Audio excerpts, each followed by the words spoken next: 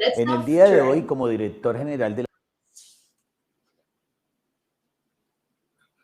So we will now hear a video message from Ramon Alberto Rodriguez Andrade, who's the Director General of Colombia's Victims Unit. And Mr. Andrade has been the director of WADIV since 2019, and he has a very long-standing experience, both with government as well as with universities. Let's hear the video where Mr. Andrade tell us more about the key priorities to advance durable solutions for IDPs, but also the role that civil society and the private sector can play in nationally owned solutions to internal displacement, as well as some more about the UNHCR and UNDP collaboration with YARIV in the field. Let's look at the video. La Unidad para las Víctimas, quiero dar las gracias a ACNUR, al PNUD, por esta invitación a este Foro Humanitario Europeo, un foro que nos permite mostrar el trabajo que hemos hecho desde Colombia para atender a esos 9.237.000 víctimas que tenemos en el registro. Lo primero es ese proceso de articulación con el equipo humanitario país, que hoy hacemos parte. Gracias al proceso de articulación nos permite llevar al equipo humanitario local cada una de las acciones, cada uno de los proyectos que se presentan a través de este escenario. Nos ha permitido, adicional a eso, pues articular cada uno de los procesos que arrancan desde la atención humanitaria, emergencia, todo lo que tiene que ver con esas ayudas que se le entregan a la población en la inmediatez, en la emergencia y en la transición, que muchas de las víctimas aprovechan para emprender, para iniciar procesos de emprendimiento. Tenemos experiencias muy exitosas a través del tiempo, pero también muchas víctimas han aprovechado los pagos de las indemnizaciones como un mecanismo para el fortalecimiento de la vivienda, para el fortalecimiento de la educación para sus hijos, pero también para emprender, para iniciar esos proyectos que tienen allí y en muchos casos para el tema del fortalecimiento. Importante entender en este foro que siempre, más allá de la ayuda humanitaria, que es un proceso transitorio, tenemos que pensar en esos procesos que sean duraderos y que sean sostenibles en el tiempo. Y desde allí hemos venido haciendo un ejercicio de acompañar a las víctimas, dándole charlas para el uso adecuado de sus recursos cuando se les paga la indemnización, pero más allá de eso también pensando en el cierre de la política pública, el cierre enfocado a los retornos y las reubicaciones. Las víctimas son colombianos afectados por la violencia y frente a eso inician un proceso de atención, asistencia y reparación, pero hay que enfocar los temas al cierre de la política que van los retornos y las reubicaciones. La víctima tiene que definir o me retorno o me reubico en otra parte de Colombia y enfocarse a la incorporación a los programas sociales. Y allí estamos nosotros para apoyar con infraestructura social y comunitaria, con los proyectos de complementariedad alimentaria, pero también todos los proyectos de esquemas especiales de acompañamiento comunitario y también familiares. Hemos logrado entregar más de 4.800 esquemas especiales de acompañamiento familiar, pero también 800 esquemas comunitarios. ¿Qué permiten estos esquemas? Que las víctimas que se retornan, se reubican, tengan el acompañamiento por parte de la entidad, la articulación con todo el sistema de atención a la población víctima, para que esos emprendimientos o esa capital semilla que se les entrega en especie lo pongan a funcionar. La pandemia nos llevó a que muchos emprendimientos tuvieran que cerrar. Hoy estamos haciendo un proceso de reactivación económica y frente a eso es ayudar a que esos emprendimientos vuelvan nuevamente a funcionar, pero seguimos y para esta vigencia del año 2022 tenemos 2.400 emprendimientos nuevos para entregar. Articulamos y fruto de eso, en cada una de las ferias que hacemos encontramos que tenemos más de 27.000 emprendimientos que hemos identificado en todo el territorio nacional. Estos emprendimientos nos han permitido hacer un ejercicio de caracterizarlos, saber dónde están, en qué fase se encuentran. Importante también resaltar que el 68% de esos emprendimientos, de esos 3.500 emprendimientos que ya tenemos caracterizados de los 27.000, hoy son de mujeres. Sabemos que las mujeres son emprendedoras, por eso es importante también hacer énfasis en el enfoque que tenemos que darle a estos procesos. Tenemos que pensar en temas de capacitación, en temas de fortalecimiento, pero principalmente en los temas de comercialización de los productos. ¿Cómo los podemos articular a esos temas de articulación en lo que tiene que ver en no solamente producir, sino cómo podemos encadenarlos para que lleguen a los mercados nacionales, pero también que lleguen a los mercados internacionales? Importante entender que desde el enfoque de la atención, de la asistencia humanitaria, podemos llegar a unas soluciones duraderas para atender a la población víctima en Colombia, a esos 9.200.000 víctimas que hoy reclaman, más allá de una atención que es inmediata, pero que es muy transitoria, es pensar en soluciones duraderas para atenderlos y que permita reconstruir su proyecto de vida a partir de las capacidades que se pueden emprender, de las capacidades que se pueden construir y de las capacidades que se pueden lograr a través del fortalecimiento de todo su entorno familiar y comunitario.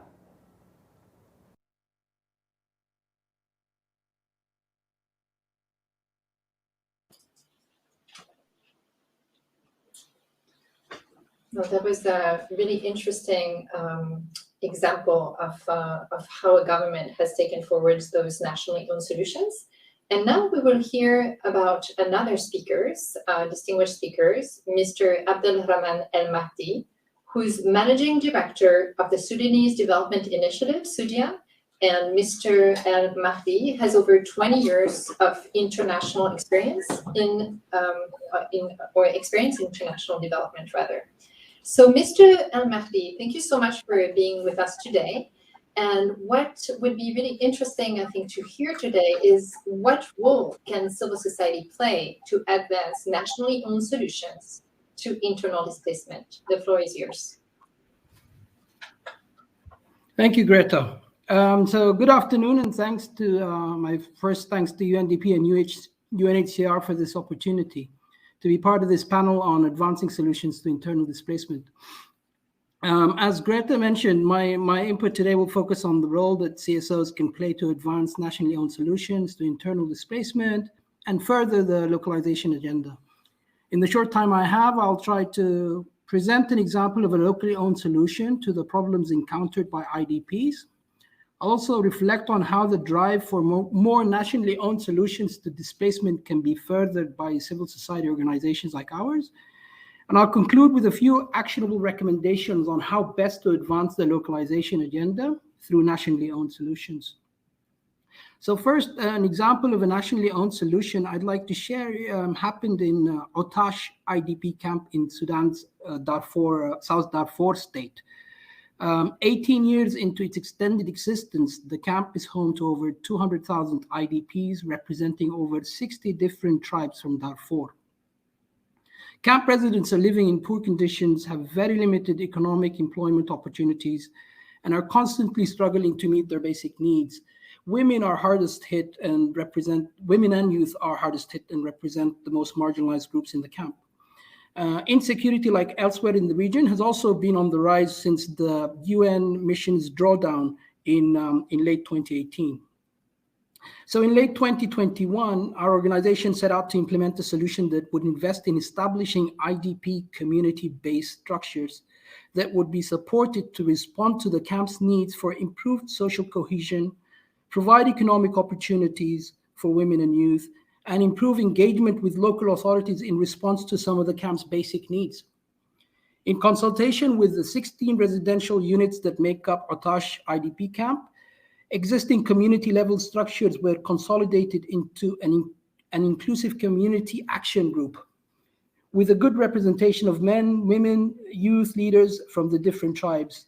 And over a 3-month period, our team worked with these action groups, providing them with formal training, awareness-raising sessions, and built their capacity to be responsive to the different challenges undermining social cohesion. For example, increased spread of drug use amongst the youth in the camp, and strengthened their ability to engage with local authorities around some of the camp's security needs and basic services. Action groups were also supported with a microgrants facility, which they independently managed and which could be used to address such needs.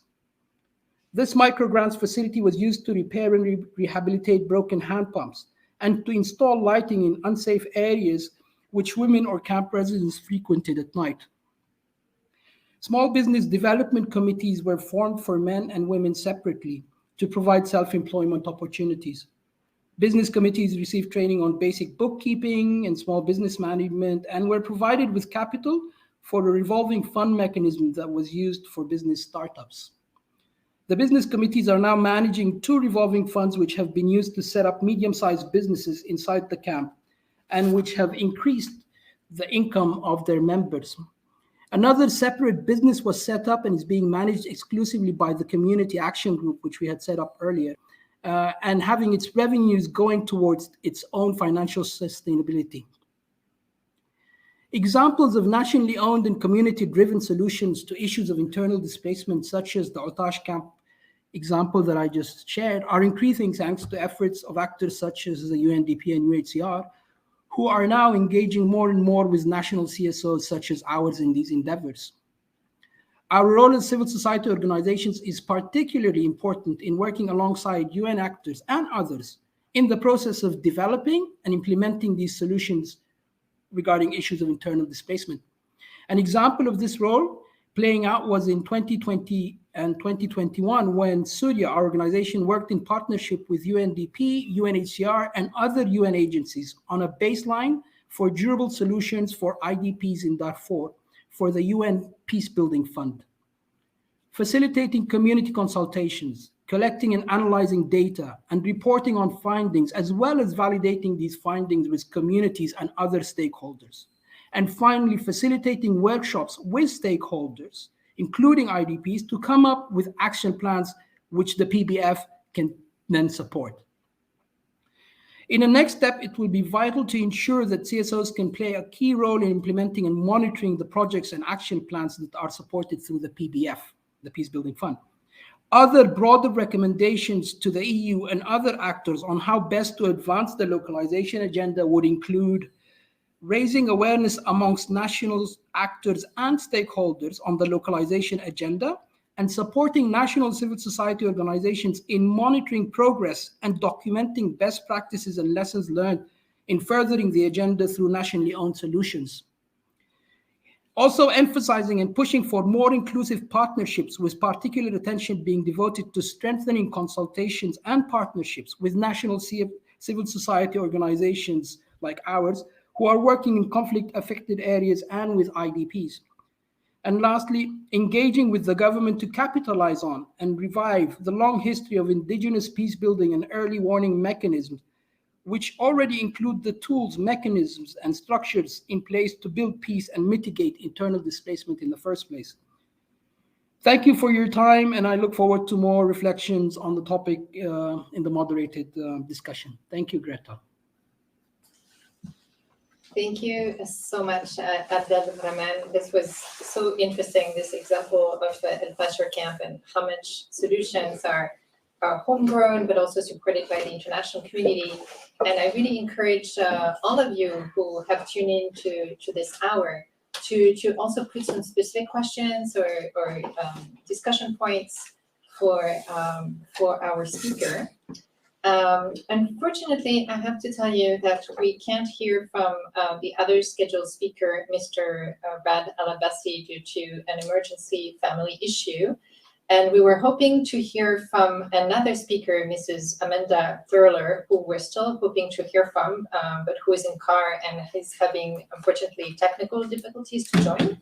But this gives me the opportunity, while you're thinking of some questions to put in the chat box, to turn to the person you see next to me, Mr. Luca Randa, who's the head of Recovery Solution and Human Mobility Advisor at the Crisis Bureau at UNDP, for more reflections on this important topic of nationally owned solutions and the role of international actors such as UNDP to provide support in that regard. Luca. Thank you, Greta, dear friends and colleagues that are connected today. Yes, unfortunately, something happened with our friends in Iraq. We could not hear from them, but this perhaps gives a media opportunity to talk about a little bit how within the UN we are looking at the issue of internal displacement and how we're trying to convert what has been the message and the findings of the high-level panel into now action. You would, all of you that are connected, all the community that works around the issue of internal displacement has engaged in the work of the high-level panel for 18 months. Very, very thorough work of consultation with member states, with the beneficiaries, with affected population, and with civil society organization, a very large number of partners. And when the final report was launched in September, we took it as a really a wake-up call and a call to action. We are facing what is now generally recognized as a global crisis of internal displacement. 55 million people that are suffering in this condition, and unfortunately more and more happening not only from violence and conflict, but increasingly so due to natural disaster and climate-related issues. And so when the report was launched, the Secretary General of the UN felt that it was important for the UN family to immediately put forward a plan to implement, to contribute to the implementation of those recommendations. And one of the key messages of the report that is then translated into the UN action is how do we bring back the key role of national governments, bring back to the center of the debate the role of national governments, but also the role of national actors in general. So not just local national government, but also local governments, from municipalities to districts and provinces, or whatever is the administrative framework of the country.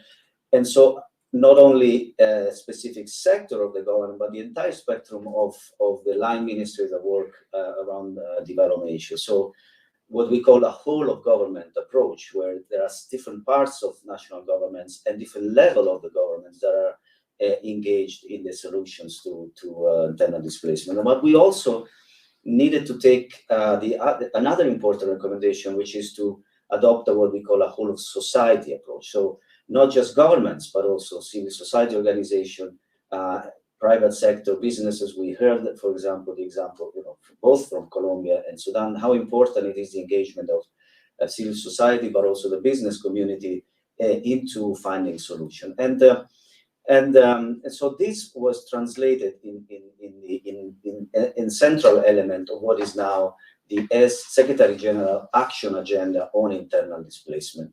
This agenda was adopted in December by the UN family, but at the same time was adopted to be consulted a bit more. So in these days and following all the way until the month of April, we are holding consultation with member states, with affected population, with IDPs, with civil society organization, NGOs, etc., to come to a final version of the action agenda. We hope by April this will be done.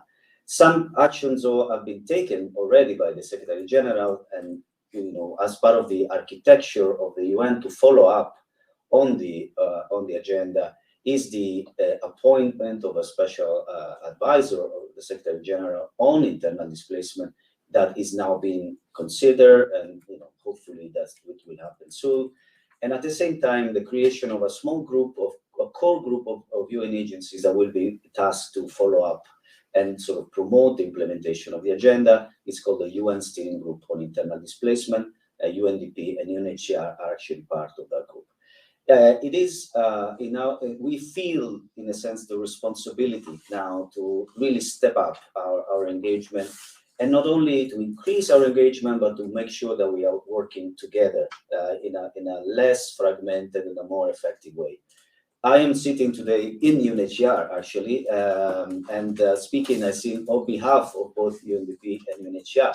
But at the same time, we are on the ground collaborating in many parts of the world, and we have heard as we have collaborated in Colombia, as we are collaborating in Sudan. There is about 40 countries where UNDP and UNHCR are working together. But it is much more now needed that we work on internal displacement, combining the humanitarian response with the development approach. We heard from Colombia how important it is the immediate attention, so the kind of more typically humanitarian kind of assistance that is required, especially at the very beginning of the crisis. But when the displacement becomes protracted and this requires a different set of approaches, we need then to have a strong leadership from national government. We cannot really talk about durable solutions if we don't have a nationally led solution strategy.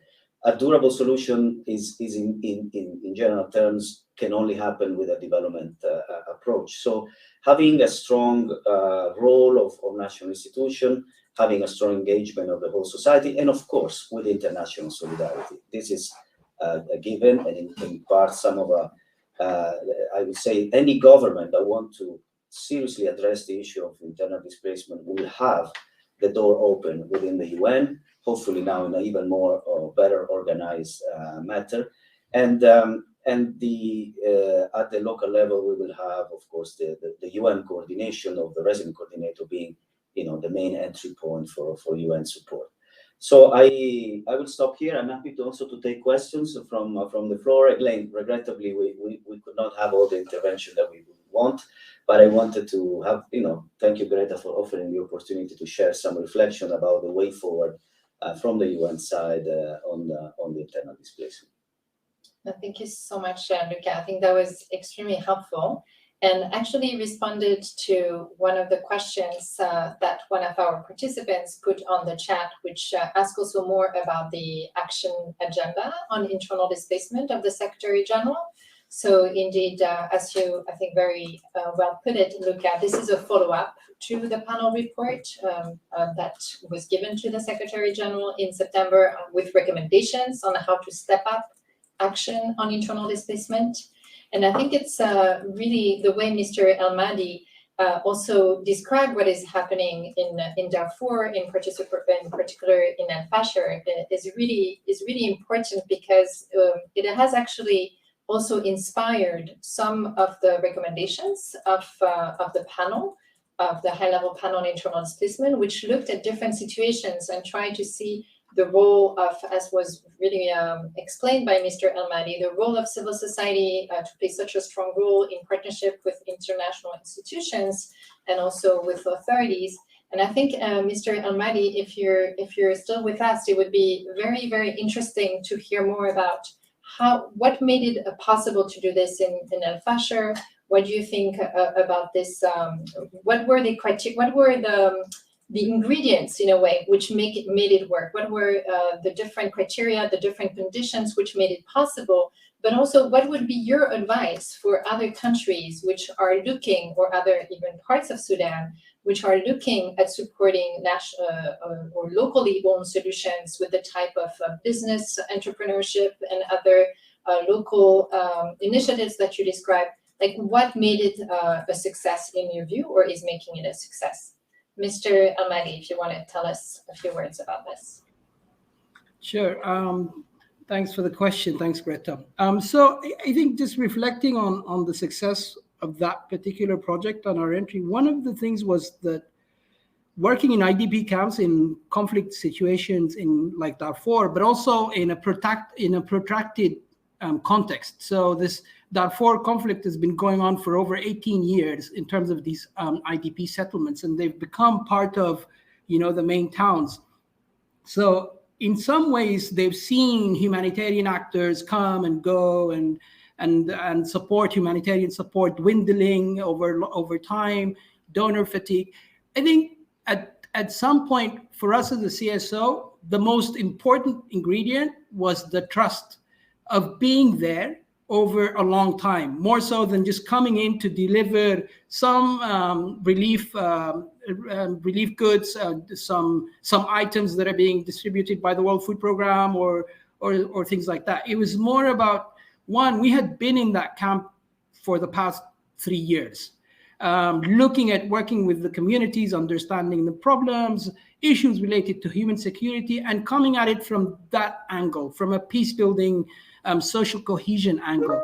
And in some ways that helped us kind of get the trust and the buy-in from the communities in terms of being better organized, linking them up also with the local authorities. And that's another part that I think different CSOs need to factor in, is that linkage. So it's not the burden is not all being carried by the CSO or the donor funding, but how can we leverage some of the state's resources towards some of these issues bring them in. And with the micro grants example I gave, that was like a funding which we went, I mean, the local community went to the local authorities and said, hey, we have this much money.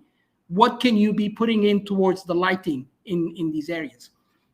So I mean, again, this is just a reflection on some of the ingredients for success. I think just being in there for the long haul, building the trust with the local communities or the IDPs in that location. One of the things I had a reflection on also in terms of furthering the role of CSOs, and I think this speaks to what Luca had mentioned about the agenda, you know, the Secretary General's agenda for internal displacement. For us as civil society organizations and even the government, you know, they struggle a bit with understanding these agendas. And besides the SG's agenda on internal displacement, we have something called the SG's agenda on peace building and sustainable peace. You know, and somehow there's an overlap and between these two. And I think what some of us struggle with in the CSO domain sector and the government is getting a grasp of this agenda. And I think the UN agencies are the best ones who understand them, who might be working alongside them. But when you look at the organizations in country, they know very little about these agendas. Yeah, I think it's important also for UN actors to, one, raise awareness about these agendas, look at the overlap sometimes, because there is some duplication of things in terms of the peace building and sustaining peace agenda and the internal displacement agenda. One has an effect on the other. The other thing I just want to quickly mention in there is the learning.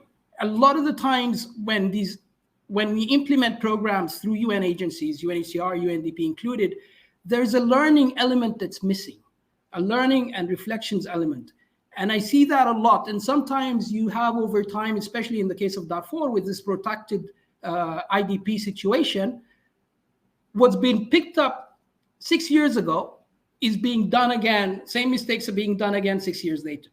Yeah, and that's because maybe the turnover in the UN agencies, but because that learning is not being captured and reflected. And I think involving national actors like ourselves in terms of one, doing an assessment of to what extent is the agenda being implemented on the ground, you know, getting a national perspective on that rather than contracting that out to an independent international think tank who might be able to produce a really well-polished report, but at the same time lacks some of the internal or close the dynamics internally, how things are playing out on the ground and so forth. So I'll leave it here. Sorry for speaking too much. And thank you. Thanks again.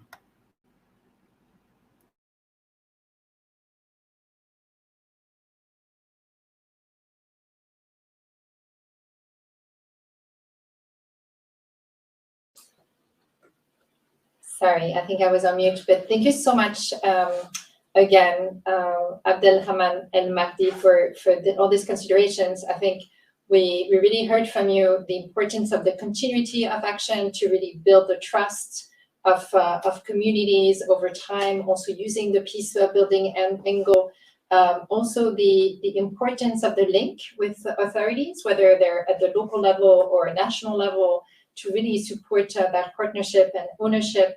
And also the importance of learning over time, as you, I think, highlighted at the end, and really the importance of that. So thank you so much for these reflections. I also wanted to add to what you said on the action agenda on internal displacement and the importance to have it known at the local level, to also understand the different relations with other aspects.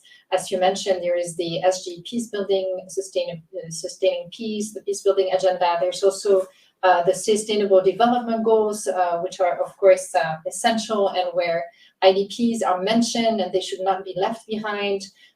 We have also the call for human rights made by the SG. So we see indeed, like, we have a lot of different agendas, and what is very difficult, but still important, is to see when we look at this specific angle of internal displacement, what is the link with these different agendas and what is specific to internal displacement.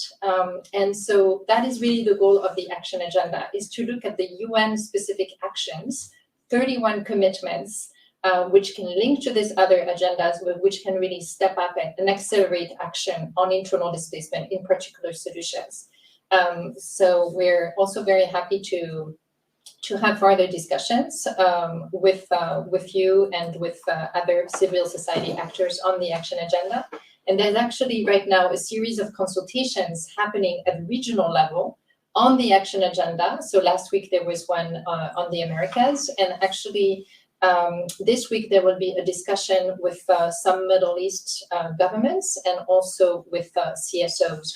So hopefully, little by little, this knowledge about the action agenda and what it can mean for different actors will become clearer. But it has to be done in partnership. Let me now turn again to Luca to see if you have further reflections or maybe also a question for Mr. El Mahdi. Over to you, Luca. Thank you, Greta. Thank you, Mr. El Mahdi. Very important points you raise. I think this is part of the job of the UN, resident coordinator on the ground, and that's the importance of the coordination function on the ground, making sure that the different pieces of the UN comes together in a coherent way, and so the different the global agendas that are discussed internationally, which are very important because they are a way to commit, to create political will, to create a common ground, to discuss issues, and gets to the country level, gets to community level, and they are translated into consistent and coherent action. There is definitely the agenda, as Greta said, is relatively new, so it is now being consulted and discussed. But there's definitely work to do to make sure that all the action point and the content of the agenda is not just interiorized but absorbed at the level of national governments and those specialized, but they actually somehow percolate and they are understood and absorbed at the local level. So there is a work to do in terms of socialization and explanation of the implication. But what is most important for us is this is a real call to action. We at the UN feel that this has to translate into a more coherent, way to provide support to member states and to national actors. And this leads me to the second point you made, which is about the importance of working with national actors in building those solutions to internal displacement.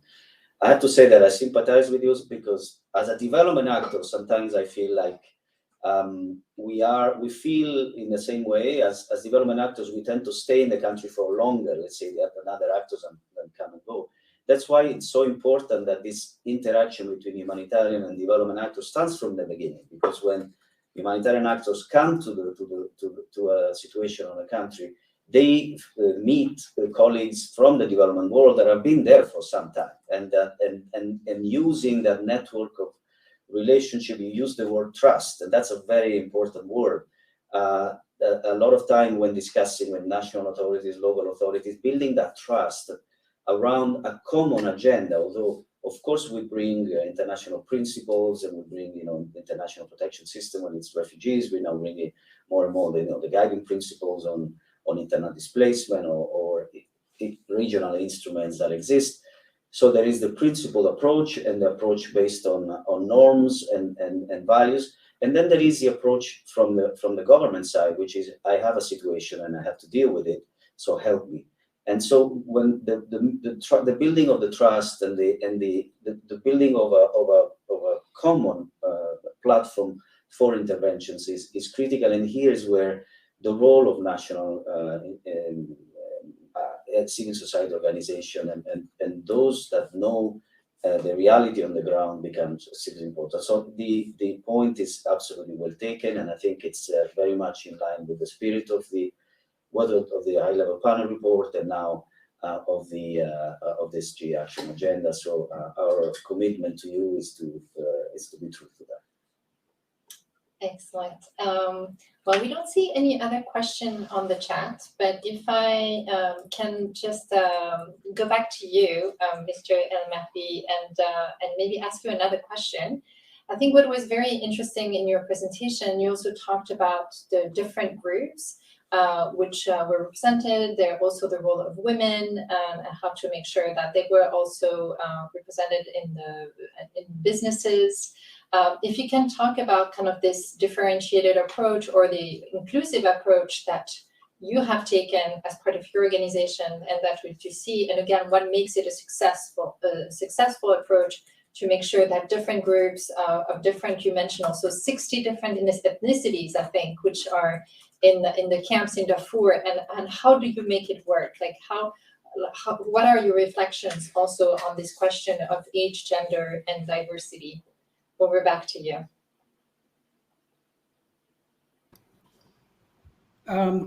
Okay, thanks. I just wanted to respond quickly to Alessandra, who posted a question in the chat. I think, Alessandra, like I said, it's based on community security assessment we did in the camp, but also based on, having access to the camp, because if you are in Sudan, you might know that, sometimes access is an issue.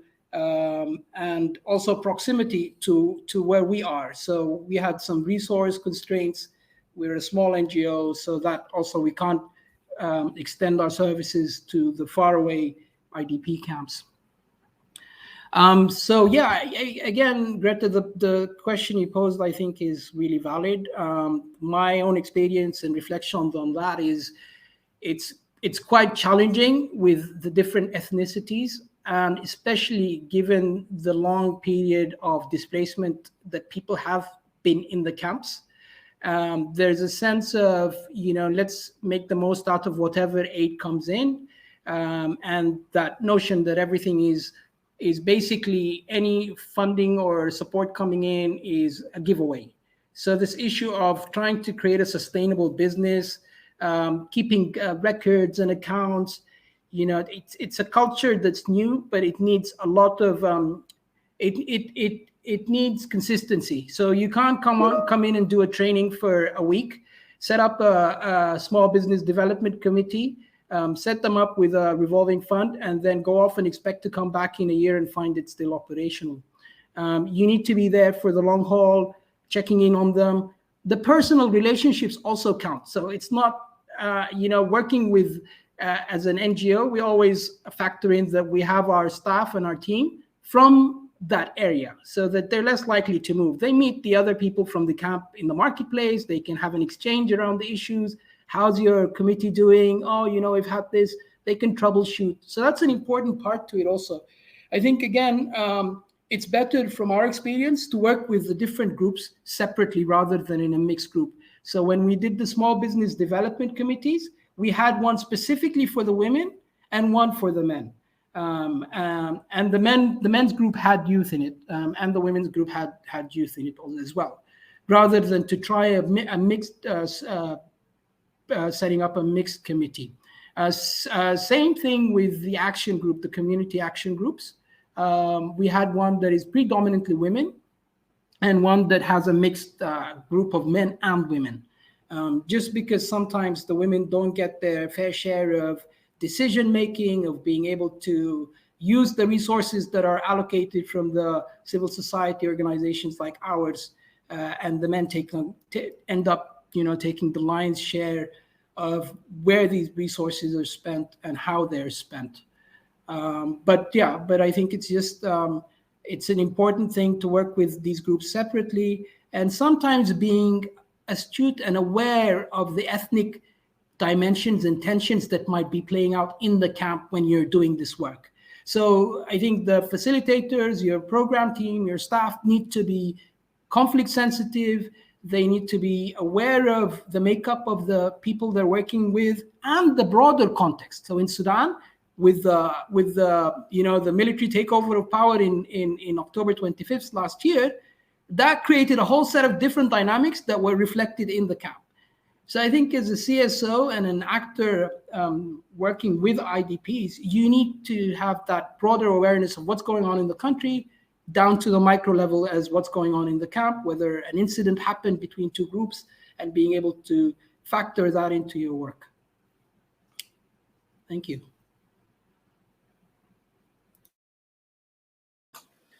Thank you so much, Mr. El Mahdi. I think that was extremely useful. And apologies to Alexandra for not having spotted the question. Hopefully that was, and many thanks to Mr. El Mahdi for answering that. I see that we have another question in the chat. I can see it. Let me ask the question. So the question is what is UNDP's suggestion in terms of supporting governments to put inclusion and development at the center to drive solutions for IDPs? So this is again a question for Mr. El Mahdi. And this is a question. This is a question for Luca. It's coming from UNHCR. And if I can repeat, it's UNDP's suggestion in terms of supporting governments to put inclusion and development at the center to drive solutions for IDPs. Okay, so Luca, over to you, and maybe I'll just ask you also then to do closing remarks. With many thanks also to Mr. El Mahdi for all his responses. Over to you, Luca. Thank you, Greta, and thanks also to the colleague who asked that question. Unfortunately, we're not always able to look at the chat, so it's good anyway that some of the questions we posed were able to reach us. So obviously, as I said, this whole shifting of the role of the attention towards the role of national governments for durable solutions or for solutions to internal displacement has a profound consequence, because when we're going back, I think, to the original formulation of what we are known as the guiding principle for internal displacement, the concept of sovereignty with responsibility, right? So we don't have an international protection system for IDPs as we do, for example, for refugees. So and IDPs are citizens, right? So what we need to really build are solid national protection system, and this is actually, I would say, it's really a governance issue. It's an issue of building strong national institutions, a strong capacity within government, a good understanding about the sort of the international human rights obligation, and just in a sense is something similar to what we do for the protection of minorities or the work that is done for particularly vulnerable groups. So building strong national system, strong national institutions involving, of course, different sector of the of different line ministers into this. So it's not just the minister dedicated to displacement issues, but it's obviously the Minister of Interior, the Minister of Social Affairs, it's the Ministry of Education, the Ministry of Health, the Ministry of Finance, that is often not included in this discussion because financing development or solution strategy is another aspect of the question that is often neglected. So what I can say from the side of UNDP is that what we want to increase, let's say, the engagement of different parts of our house. For example, the work we do on governance, the work we do on rule of law, the work we do on building strong national institutions, the work we do with municipalities, and other parts, like, for example, the environment and climate change part, or the poverty alleviation part, to master all this knowledge that exists in the house, more with a focus on supporting nationally led and nationally owned solution. I don't want to undermine at all here the role of humanitarian partners. There are situations where we cannot honestly work with government institution, or we are in a situation where it is difficult and or the governments don't have sufficient capacity. So the kind of immediate and the relief assistance that is provided to IDPs is absolutely critical, and it needs to continue to the extent that there is not a national protection system that can actually kick in. But we need to work towards more stronger national responses, stronger nationally led and nationally owned responses. Sometimes the existing, the existence of this, sort of internationally funded or internationally almost internationally led, let's say, assistance program may even lead to some kind of detachment or sort of the transferring the responsibility onto the international community, onto the international actor. We have to work towards an approach that puts the national governments and national institutions in the driving seat and the international community in the role of support and complementing those efforts, knowing that this is of course an effort that requires the support and a collective, let's say, responsibility, but with the primary responsibility into the national government. Do we have more questions, or is it? I think we have one more, okay. Again from Alessandra. And the question, I think, is really important and for this discussion. So if you don't mind, Luca, I just mentioned the question, which is really about how do you really support those businesses for IDPs who have been displaced for a long time and still have hopes to return to their homes, and what does it mean to do this in a displacement context, and at least looking at Al-Fashir and other places in Darfur, since we see that people have been displaced for 18 years, even if they do have this hope of maybe one day returning, I would think that supporting them where they are today is so important for self-reliance. But just if I can give the floor one last time to Mr. El-Mahdi to make sure that we have his perspective as well, and then over to you for closing remarks.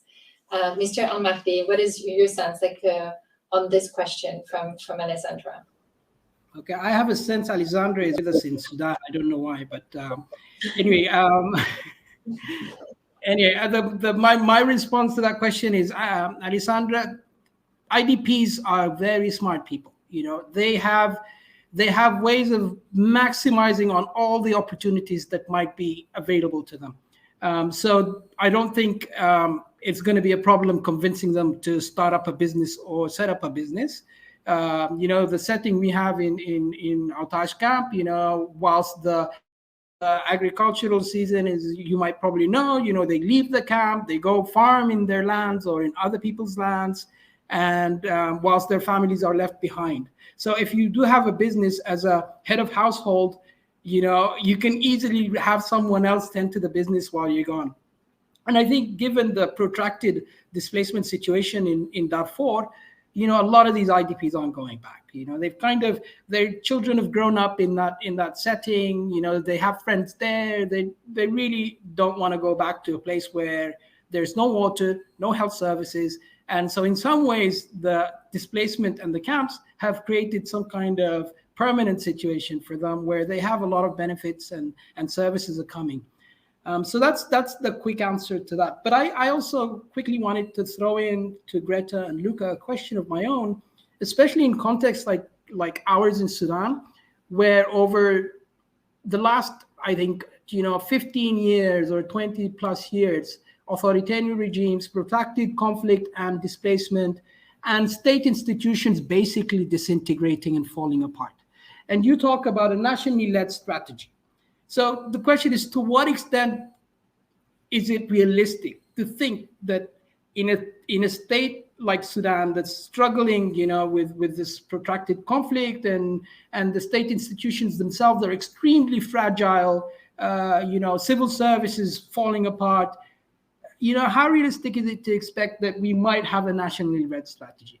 And what do we as UN actors do in furthering the agenda in such a context where, no, don't expect the national red strategy to be in place in the next 3 years, 5 years, at the earliest, if things start to shape up and the state starts to rebuild itself again. So what can we be doing? And I think that's a question to Greta and Luca and whoever else maybe wants to reflect. I know we're out of time, but I'm sorry I threw that question in at the very end.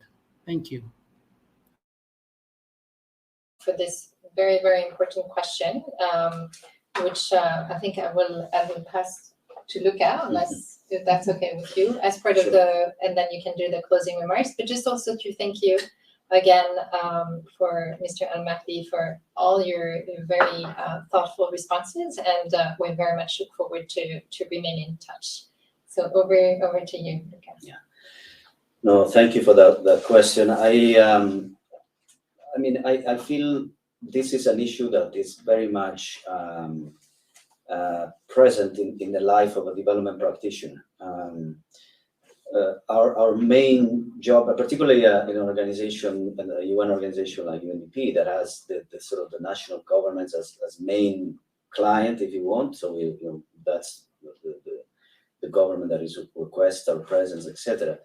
And so, how do we advance on issues like fighting poverty and exclusion, or even environmental protection, or climate change, or fighting discrimination, or and in the case, on this particular case, protecting and solution for internal displacement, if a national institutions are not working, or if we cannot work with national. So there is, in general, a sense that without the institutional side of it, without national government, any solution will be partial, or any solution will be somehow incomplete. So we need to find always a way, whenever possible, to try to build that kind of institutional component and the institutional architecture of a country. And I'm not just talking about here the national government. I'm talking about also the local government and the other constellation of institutions that exist, from the parliament, to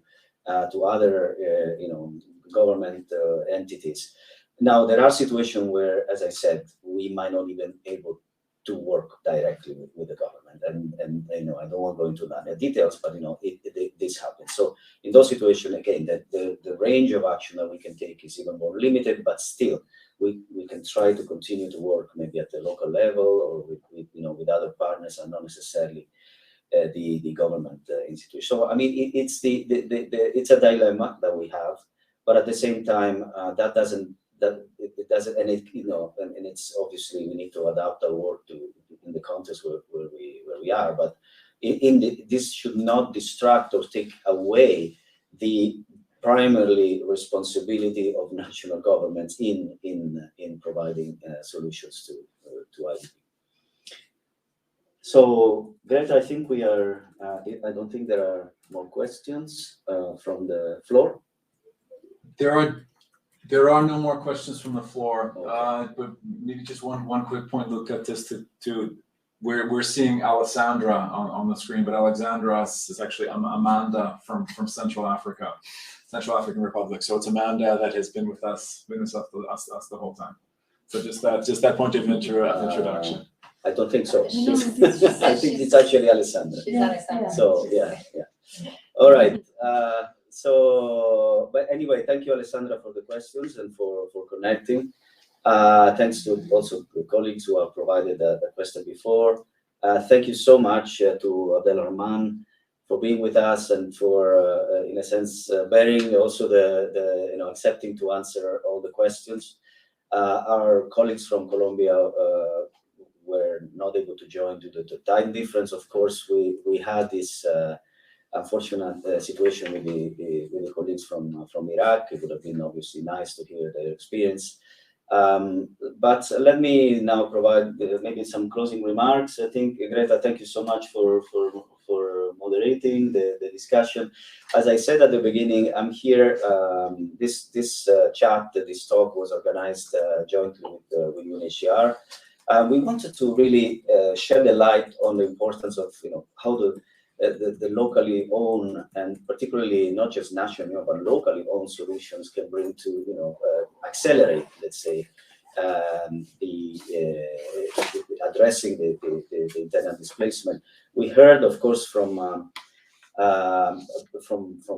Colombia, and we heard the importance of working at different levels, from national government to local government, involving in civil society organization, businesses, etc. We heard the experience from Sudan, which is particularly focusing on a large camp with over 200,000 people, and how local solution can be found even in difficult contexts.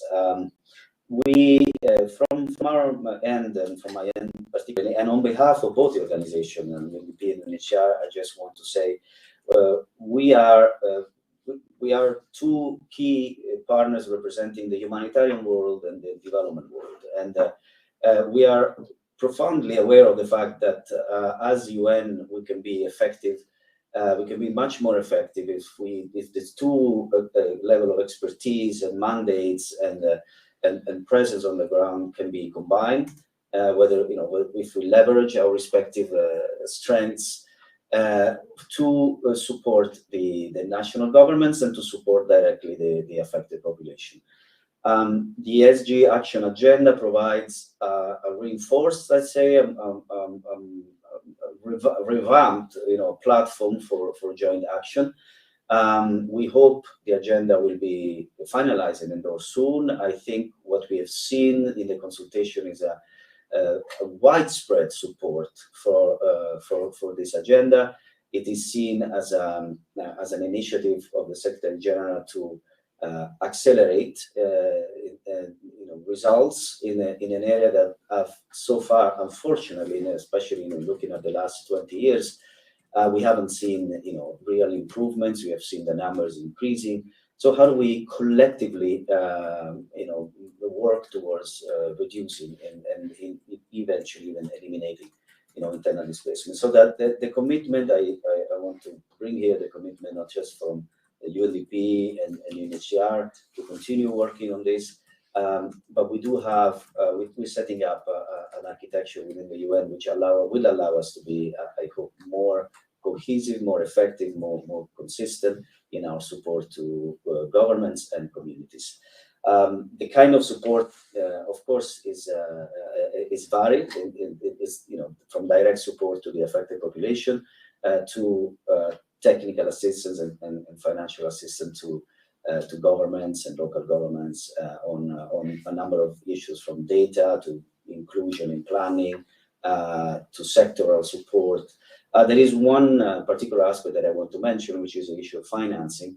I think it's if you look at the high-level panel report, and if you look at the SG Action Agenda, there is an entire section dedicated on financing for solutions. And here we need to bring on board, we need to create a space for discussion for particularly national governments to devise better instruments and strategies that can attract not only more domestic funds, so strategies to muster more domestic resources for solutions, but also international financing, be there the financing that normally comes through official development assistance, but also the financing that comes from multilateral development partners or international financing institutions. So it's again, there's another section, for example, that deals with the engagement in the private sector. So we are trying to adopt, again, a whole of government, a whole of society approach to this.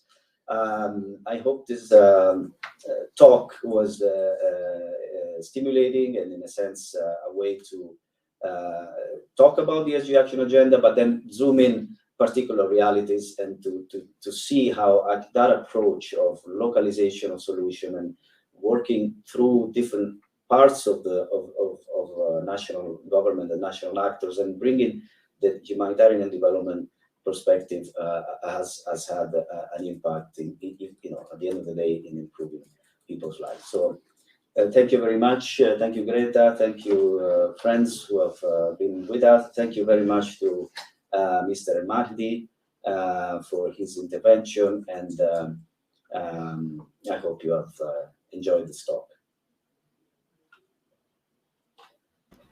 Thank you. Bye-bye. Bye-bye. Bye-bye.